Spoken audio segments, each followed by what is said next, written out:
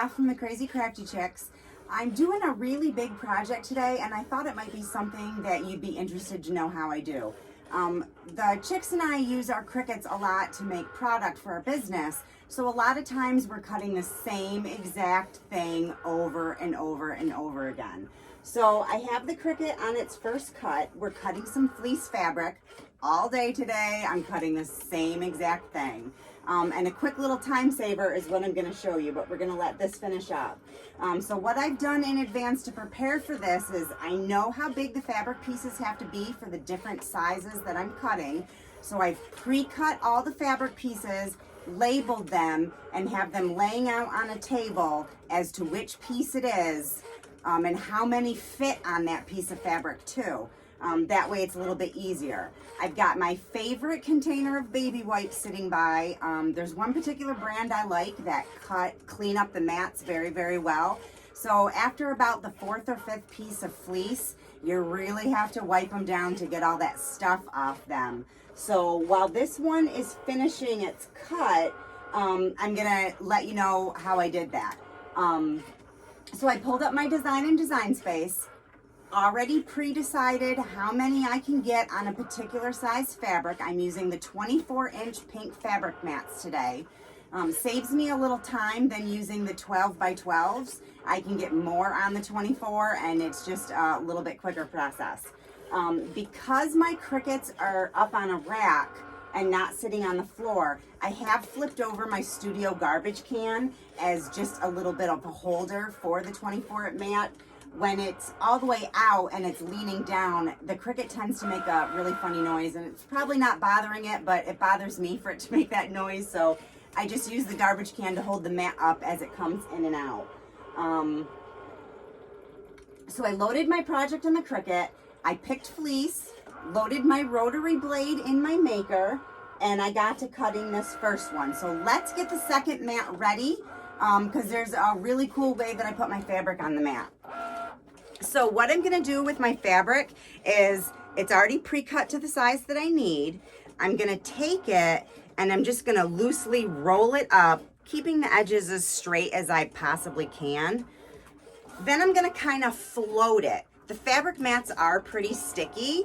So the minute your fabric sometimes touches it, it gets stuck. Because it's fleece, you want to be very careful not to pull and stretch it, because your project will come out cut the right way, but it'll be pulled and stretched in parts and it won't actually work out for you. So we're gonna float the fabric from the roll right over the top until I get to the top edge.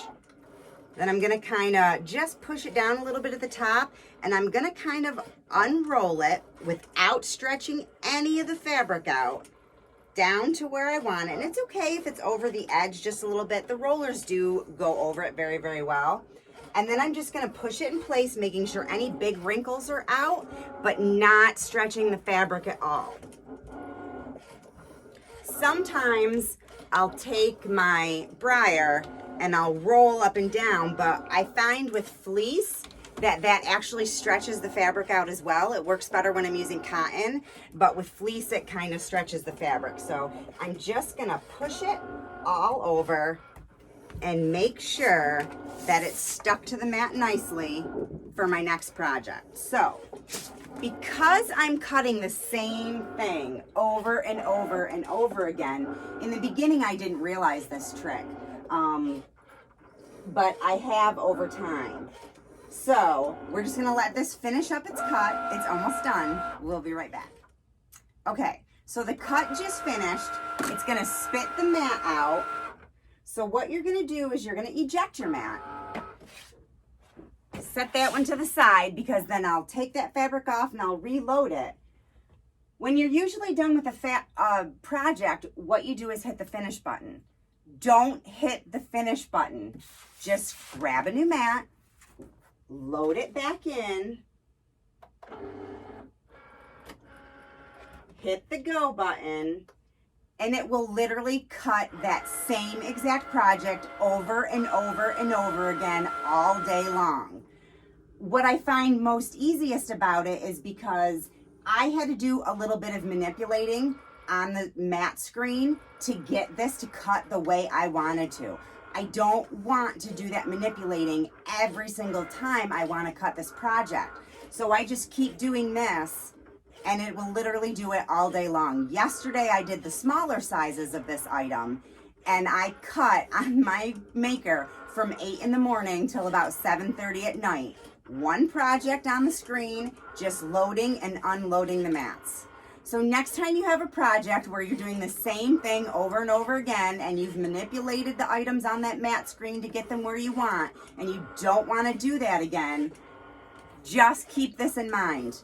It's quite the time saver. I'll be done with this in no time flat and off to make dinner for my family.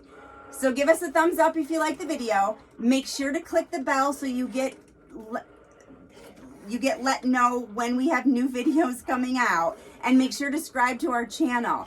We have been a little absent for just a little while, but the tricks have been so busy and we've started so many new ventures that it's time to get back to business. So let's get crafting, y'all. Have a great day.